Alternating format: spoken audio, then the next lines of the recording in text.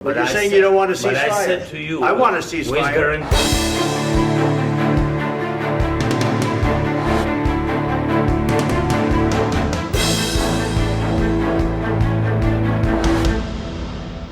বিরল এক দৃশ্যের সাক্ষী হলো বিশ্ববাসী।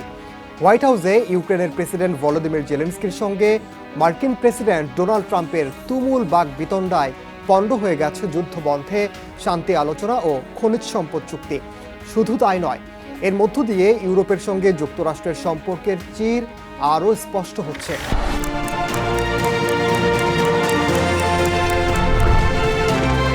ট্রাম্পে ভরসা রাখতে না পারায় এরই মধ্যে নতুন নেতা বাছাইয়ের ইঙ্গিত দিচ্ছে ইউরোপ। কি হয়েছে আসলে বৈঠকে?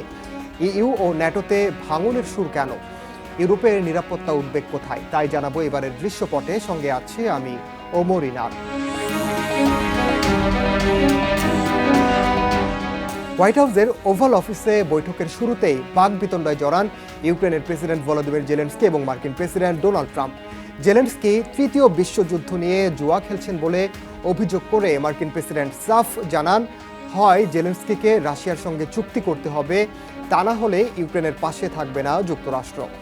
যুক্তরাষ্ট্র না থাকলে ইউক্রেনকে একাই লড়াই করতে হবে বলেও সতর্ক করেন ট্রাম্প। বৈঠকে রাশিয়ার প্রেসিডেন্ট ভ্লাদিমির পুতিনের নাম উল্লেখ করে তাকে খুনি আখ্যা দেন জেলেনস্কি। বলেন, একজন খুনিকে কোনোভাবে ছাড় দেওয়া উচিত নয়। পুতিনের বিষয়ে ট্রাম্পের নমনীয় অবস্থানেরও সমালোচনা করেছেন জেলেনস্কি। একজন খুনির সঙ্গে কোনো ধরনের সমঝোতা না করার জন্য ট্রাম্পের প্রতি আহ্বান জানান তিনি। এ সময় জেলেনস্কির সঙ্গে বাকবিতণ্ডায় জড়িয়ে পড়েন মার্কিন ভাইস প্রেসিডেন্ট জেডি ভ্যান্সও। বলেন, জেলেনস্কির মধ্যে কোনো কৃতজ্ঞতা বোধ নেই। ওভাল অফিসে বসে জেলেনস্কি মার্কিন প্রেসিডেন্টকে অসম্মান করেছেন বলেও মন্তব্য করেন ভ্যান্স।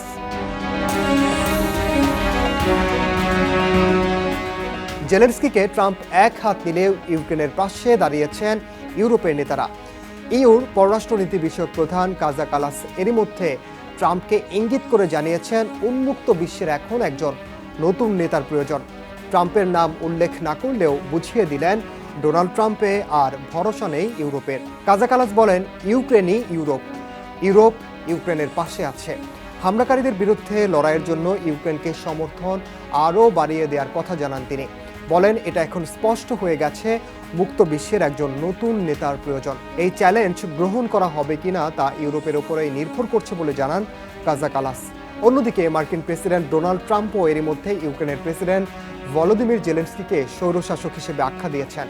ট্রাম্পের পূর্বসূরি বাইডেনের পৃষ্ঠপোষকতায় গত কয়েক বছরে যুক্তরাষ্ট্র ইউক্রেনের মধ্যে দারুণ এক সম্পর্ক গড়ে উঠলেও ট্রাম্পের ক্ষমতা গ্রহণের পরে তা টুকরো টুকরো হয়ে গেছে, যার সবশেষ প্রতিফলন দেখা গেল ওভাল অফিসে ট্রাম্প জেলেনস্কি বাকবিতণ্ডায়।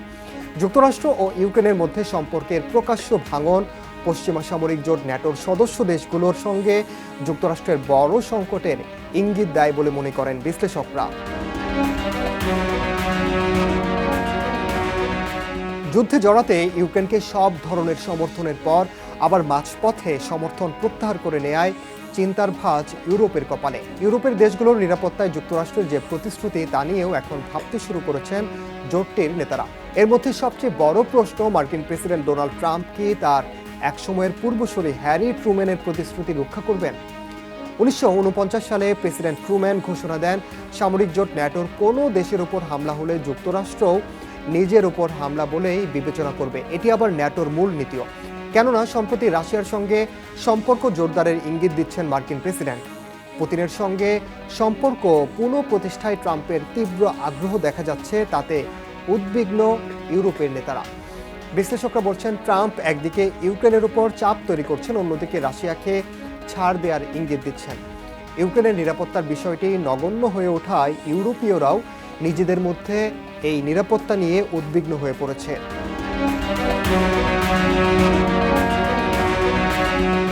সাম্প্রতিক সময়ে পুতিনের হয়ে ডোনাল্ড ট্রাম্প যেভাবে বিভিন্ন মন্তব্য করেছেন, তাতেও বেশ উদ্বেগে ইউরোপ। বিরোধীদের কোনো রকম প্রতিক্রিয়ার কথা চিন্তাভাবনা না করেই সরাসরি পুতিন ও রাশিয়ার পক্ষে বিভিন্ন ইস্যুতে সাফাই দিয়েছেন ট্রাম্প। এমনকি খুব সম্প্রতি ট্রাম্প বলেছেন, ইউক্রেনের এই যুদ্ধ শুরু করা উচিত হয়নি, অর্থাৎ ইউক্রেনেই এই যুদ্ধ শুরু করেছে বলে মন্তব্য করেন তিনি। এ নিয়েও যদিও ইউরোপের নেতারা ট্রাম্পের মন্তব্যের তীব্র প্রতিবাদ জানিয়েছেন। সবশেষ 24 ফেব্রুয়ারি জাতিসংঘের সাধারণ পরিষদে ইউক্রেন যুদ্ধের 3 বছর পূর্তির দিন ইউক্রেন ও তার ইউরোপীয় মিত্রদের উত্থাপিত একটি প্রস্তাবের বিপক্ষে ভোট দেয় যুক্তরাষ্ট্র। এতে ইউক্রেনে হামলা চালানোয় রাশিয়ার নিন্দা করা হয়, তাতে রাজি হয়নি যুক্তরাষ্ট্র। ইউক্রেন যুদ্ধ নিয়ে একই দিন আলাদা করে যুক্তরাষ্ট্র একটি প্রস্তাব উত্থাপন করে।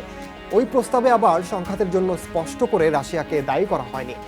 নিরপেক্ষ অবস্থান থেকে যুদ্ধের ইতি টানার জন্য আহ্বান জানানো হয় এতে। জাতিসংঘে উত্থাপিত 2 প্রস্তাব থেকে যুক্তরাষ্ট্র ও ইউরোপের দূরত্ব মূলত আরও স্পষ্ট হয়ে উঠেছে।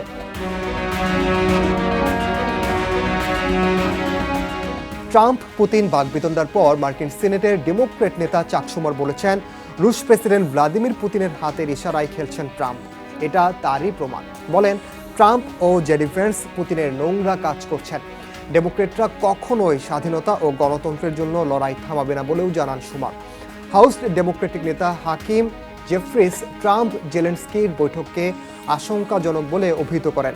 কানেকটিকাটের সিনেটর ক্রিস মার্ফির মতে, ভ্লাদিমির পুতিনকে সুবিধা দেওয়ার জন্য প্রেসিডেন্ট জেলেনস্কিকে বিব্রত করার জন্য বৈঠকে পরিকল্পিত আগ্রাসন চালানো হয়েছে। মিনেসোটার সিনেটর অ্যামি ক্লোবুচার বলেন, জেলেনস্কি যুক্তরাষ্ট্রকে বারবার ব্যক্তিগতভাবে এবং প্রকাশ্যে ধন্যবাদ জানালেও তার কৃতজ্ঞতা জ্ঞাপন নিয়ে প্রশ্ন তুলেছে ট্রাম্প প্রশাসন, আর এরও নিন্দা জানান তিনি।